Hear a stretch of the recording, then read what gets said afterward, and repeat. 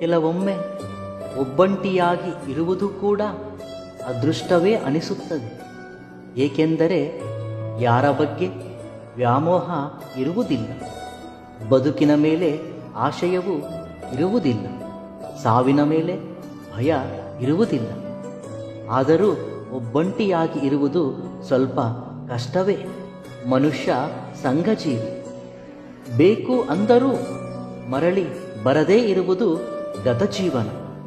ಬೇಡವೆಂದರೂ ಬರುವುದು ಮರಣ.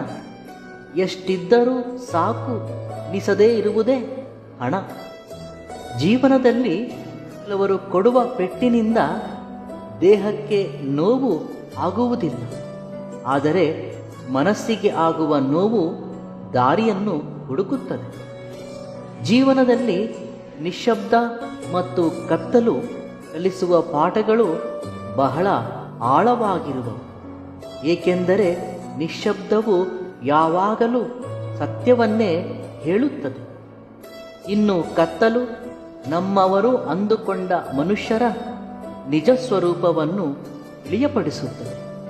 ಮನುಷ್ಯ ದುಃಖ ಮತ್ತು ನೋವಿನಲ್ಲಿದ್ದಾಗ ನಿಶ್ಶಬ್ದವಾಗಿ ಇರಲು ಇಷ್ಟಪಡುತ್ತಾನೆ. ಯಾವಾಗಲೂ ಕೂಡ ಅತಿ ಸ್ನೇಹ, ಅತಿ ಪ್ರೇಮ ಮತ್ತು ಅತಿ ಸಲಿಗೆ ಮನಃಶಾಂತಿಗೆ ಹಾನಿಕರ. ಹಾಗೆ ಅತಿಯಾಗಿ ಬಾಂಧವ್ಯ ಬೆಳೆಸಿಕೊಂಡರೆ ಅದೇ ಸ್ಥಾಯಿಯಲ್ಲಿ ದುಃಖವನ್ನು ಸಹಿಸಿಕೊಳ್ಳಬೇಕಾಗುತ್ತದೆ. ಆರಂಭದಲ್ಲಿ ಸತ್ಯ ದುಃಖವನ್ನು ಉಂಟು ಮಾಡುತ್ತದೆ, ಹಾಗೆ ಸುಳ್ಳು ಸಂತೋಷವನ್ನು ಉಂಟು ಮಾಡುತ್ತದೆ. ಆದರೆ ಸಂತೋಷಪಟ್ಟವರು ಮುಂದೊಂದು ದಿನ ದುಃಖ ಪಡಲೇಬೇಕು.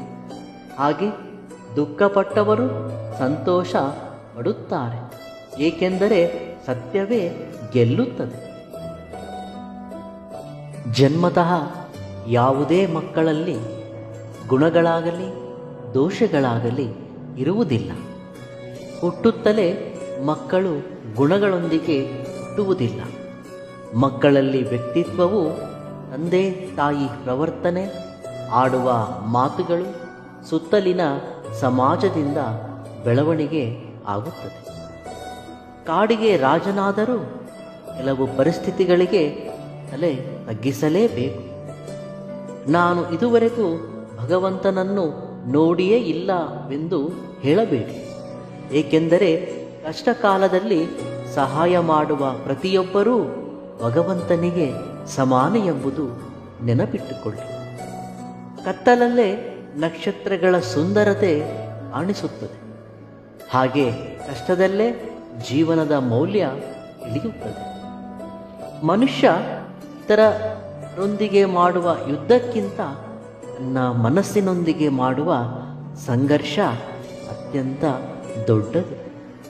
ಪ್ರತಿನಿತ್ಯವೂ ಮನಸ್ಸಿನೊಂದಿಗೆ ಕಾದಾಡುತ್ತಲೇ ಇರುವನು. ಮನಸ್ಸನ್ನು ಸಂತೋಷಗೊಳಿಸಲು, ಮನಸ್ಸಿನ ಬಯಕೆಗಳನ್ನು ತೀರಿಸಲು, ಹೌದಲ್ಲವೇ? ಕಳೆದುಕೊಂಡಿರುವುದನ್ನು ಮರಳಿ ಪಡೆಯಲು ಆಗದೇ ಇರಬಹುದು, ಆದರೆ ಪಡೆದುಕೊಳ್ಳುವುದು ಮಾತ್ರ ಕಳೆದುಕೊಂಡಿರುವುದಕ್ಕಿಂತ ಉತ್ತಮವಾಗಿರಬೇಕು.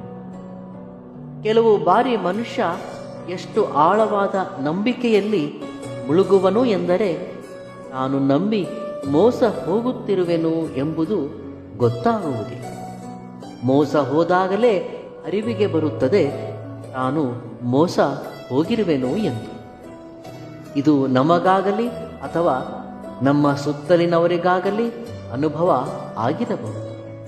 ಕೆಲವರು ಪತಿಯನ್ನು ಬಹಳ ಕೀಳಾಗಿ ವರ್ತಿಸುವರು, ಪತಿಯನ್ನು ಅಗೌರವದಿಂದ ಕಾಣುವರು. ಯಾವತ್ತೂ ಪತಿಯನ್ನು ಗೌರವದಿಂದ ಕಾಣುವುದಿಲ್ಲ. ಬಹಳ ಕೀಳು ಮನೋಭಾವ ಮತ್ತು ಅವರ ಬಗ್ಗೆ ಅಹಂಕಾರ ಮತ್ತು ದರ್ಪವನ್ನು ಮೆರೆಯುವರು. ಇತರರ ಎದುರು ಅಗೌರವಿಸುವರು. ಪತಿಯ ಮಾತಿಗೆ ಯಾವತ್ತೂ ಮನ್ನಣೆ ಇರುವುದಿಲ್ಲ. ಈ ರೀತಿ ಯಾವತ್ತೂ ಆಗಬಾರದು. ಪತಿಯಾಗಲಿ ಪತ್ನಿಯಾಗಲಿ ಒಬ್ಬರನ್ನೊಬ್ಬರು ಗೌರವಿಸಬೇಕು. ಯಾರ ಮೇಲೂ ದರ್ಪ ಮೆರೆಯಬಾರದು. ಏಕೆಂದರೆ ಪತಿ ಪತ್ನಿ ಎರಡಲ್ಲ, ಒಂದು.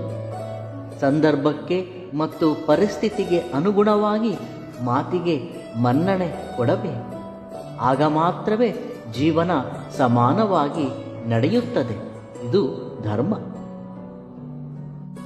ಮನಸ್ಸಲ್ಲಿ ಬರೀ ಕಲುಷಿತವೇ ತುಂಬಿಕೊಂಡು ಶರೀರವನ್ನು ಎಷ್ಟು ಶುಭ್ರವಾಗಿ ಇಟ್ಟುಕೊಂಡರೂ ಏನು ಲಾಭ? ಹೇಗೆಂದರೆ ಮೀನುಗಳು ಹಗಲು ರಾತ್ರಿ ನೀರಲ್ಲಿದ್ದರೂ ಅವುಗಳ ವಾಸನೆ ಹೋಗುವುದಿಲ್ಲ. ಹಾಗೆ ಯಾರು ಹೇಗೆ ಓದಬೇಕೆಂದು ಪ್ರತಿ ಪಾಠಶಾಲೆಯಲ್ಲಿ ಕಲಿಸುತ್ತಾರೆ, ಆದರೆ ಹೇಗೆ ಬದುಕಬೇಕೆಂದು ಮಾತ್ರ ನಿನಗೆ ನೀನೇ ಕಲಿತುಕೊಳ್ಳಬೇಕು. ಈ ಕಾಲದಲ್ಲಿ ಒಳ್ಳೆಯದು ಅನ್ನುವುದು ಮಂಜಿನ ಹಾಗೆ ದಿನ ದಿನವೂ ಕರಗುತ್ತಲೇ ಇದೆ.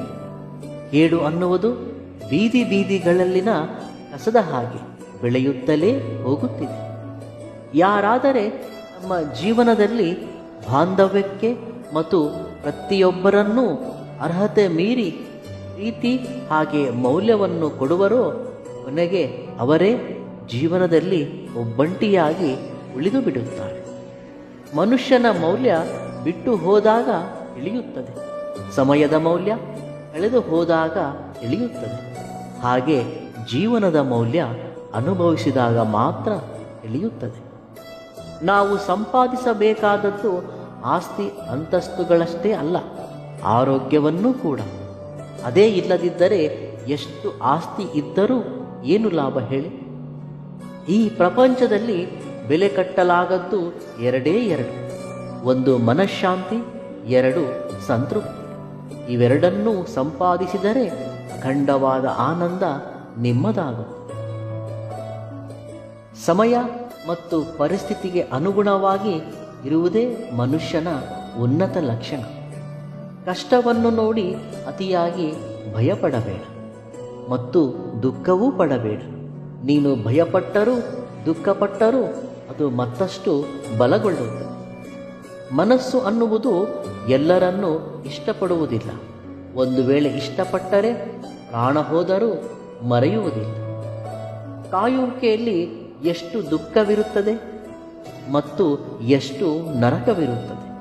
ಪ್ರತಿದಿನ ಪ್ರತಿ ಕ್ಷಣ ಸಿಗದಿರುವ ಪ್ರೇಮಕ್ಕಾಗಿ ಕಾಯುವವರಿಗೆ ಮಾತ್ರ ಅರ್ಥವಾಗುತ್ತದೆ.